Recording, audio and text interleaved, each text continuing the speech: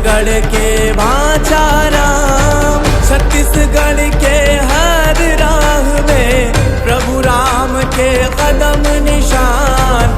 9 धामों से प्रभात फेरी तक मर्यादा पुरुष का गौरव गान। सीतामढ़ी में राम राम, श्री नारायण राम राम, हर चौका देवगढ़ राम राम, धनोरा गीतम राम राम। भवसागर से तारे राम, वाल्मीकि के दुलारे राम, तुलसी सवेरों में राम राम, शबरी के बेरों में राम।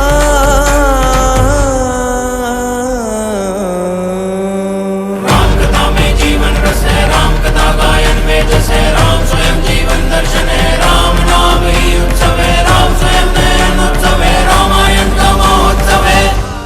आपको यह सूचित करते हुए मुझे बहुत हर्ष हो रहा है कि रायगढ़ के रामलीला मैदान में 1 जून से 3 जून तक हम रामायण महोत्सव का आयोजन कर रहे हैं। पुनि पुनि कित ने हूँ सुनत सुनाए, ही की प्यास बुझत न बुझाए, सीताराम चरित अति पावन, मधुर सरस अरु अति मन भावन। इस तरह कितने ही बार राम कथा सुनने पर हृदय की प्यास बुझती नहीं है। रामायण महोत्सव में इस मधुर और सरस कथा की सुंदर प्रस्तुति देखने आप सभी को सादर आमंत्रित करता हूँ।